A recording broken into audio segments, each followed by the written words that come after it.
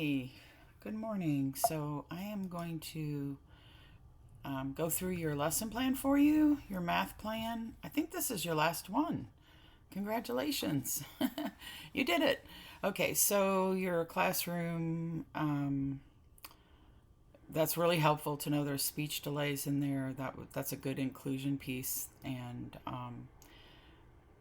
I love hearing the various languages spoken. That's wonderful. I hope always all the children get to, when they identify language, where you're identifying something in vocabulary building work, like I know you're doing, that they get to also say the names of things in their language of origin. I think that's really important. And I know you understand that because you've lived the experience and I have not. So I know you understand it better than me. Okay, so you have kids 3 to 5 years old and you have them grouped in small groups and they're rotating every 10 to 15 minutes. Two teachers. So I I would again just say I think you can always, rather than rotate children, especially 3 to 5 year olds, moving from table to table every 10 to 15 minutes, you're putting them, their interest level and engagement level, on your timetable instead of their own. And it's really important at this age that they get to spend as much or as little time as they want to in a center so that they can develop their own sense of time and engagement and attention. And a 3 year old, some 3 year olds may stay at a table longer than a 5 year old. So it's really hard to say. But, for the most part, a 3 year old doing the same thing for 10 or 15 minutes and knowing that they're going to have to move in 10 or 15 minutes really limits the engagement you get from them while they're at the table, because they're always anticipating that they're going to have to move. So that the activity that you're doing actually for them ends up being the whole idea of moving from table to table instead of what they're doing at the tables. I hope that makes sense. So I'm going to suggest for grouping that it's great to have small groups. That's definitely appropriate for early childhood. So instead of having different things to do at each table, just make the table part of center's time. But I would ask that you pull back and not have kids changing every 10 to 15 minutes. Just let them move freely during center times and, feel free for them to engage as long or as little as they choose to. So that way you only need the one adult at the table if you're monitoring things and assessing things. That also helps with classroom management.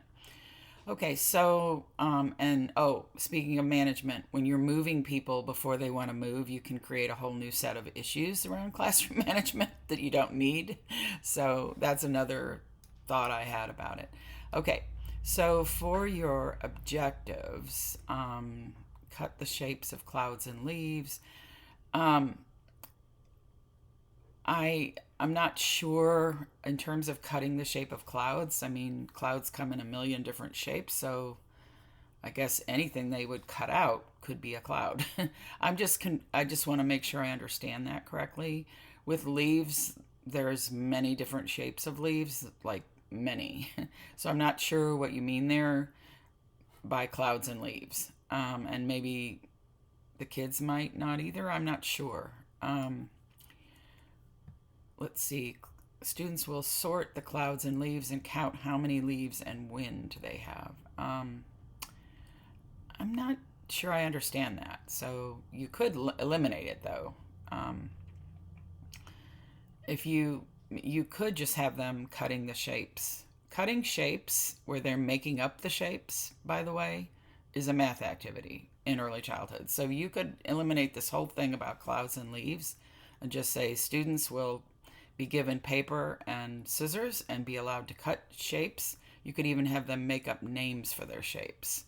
And then you would have a literacy activity. So that's something I'm going to suggest here.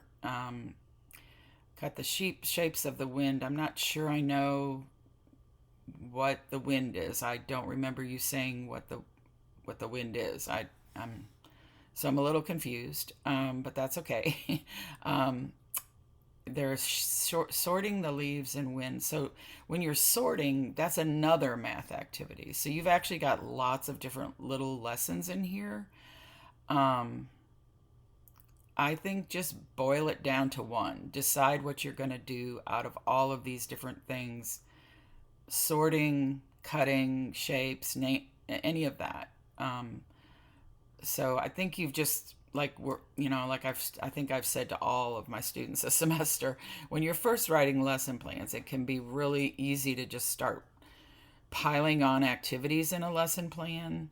um, I did it myself. I still have a tendency to do it. I think we all do because we have lots of fun ideas maybe.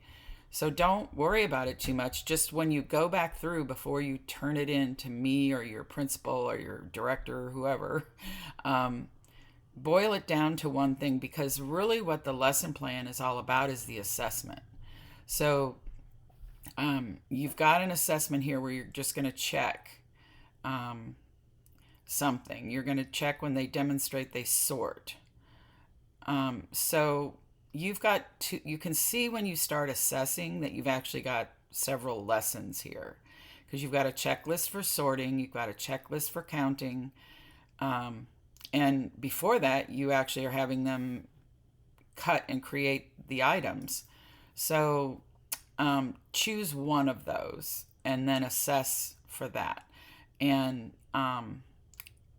I would, instead of a checklist when they do what you want, make a checklist about whether they participated first.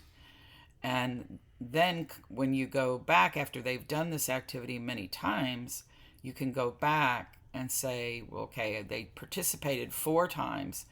Now I'm going to see whether they can demonstrate the skill or not. And then you check off, did they demonstrate the skill or not? So when you get to the demonstrate the skill or not piece, if you've been assessing all along whether they participated, you can go back to that and say, wow, they're not demonstrating this skill. Let me look at whether they participated the last month. And you see, oh, there's no check marks by their name. So that tells you, oh, okay, I've got to do something here if I want to make sure this child acquires this skill. So I would start with an assessment for participation and then go to this assessment for skill demonstration, if that makes sense. So just make choices here is all you need to do. You've just got so much that it's too much to assess in one lesson. And you've got your, I'm not sure what printed sheet of paper with clouds and leaf shapes is. That's a little confusing to me because I can't see it. So whenever you have something like that in a lesson plan, you can include a screenshot of it. And let me look down here. No, I was just making sure you didn't do that already. If they're pre-drawn shapes, and I'm sorry, let me get back to there. If they're pre-drawn cloud and leaf shapes, I would say that really doesn't have a place in early childhood, maybe kindergarten, first, second grade. But even then, it's really printed patterns and things like that in early childhood classrooms should not be there. I know you may be seeing it in schools, and I know you guys are seeing stuff like this in the public schools where you are, but they really are not appropriate for early childhood. And my job is to make sure you know that part. So I'm not saying anything. I'm not criticizing the public school teachers. That's none of my business. But it is my business to make sure you know what's correct in an early childhood program. So I'm not going to look through the procedure because I'm going to let you choose first and then adjust your procedure. So I hope that's helpful. You don't have a lot to do. You've done great, and you gave me enough information to know how to help you in your context part, which is really, really good.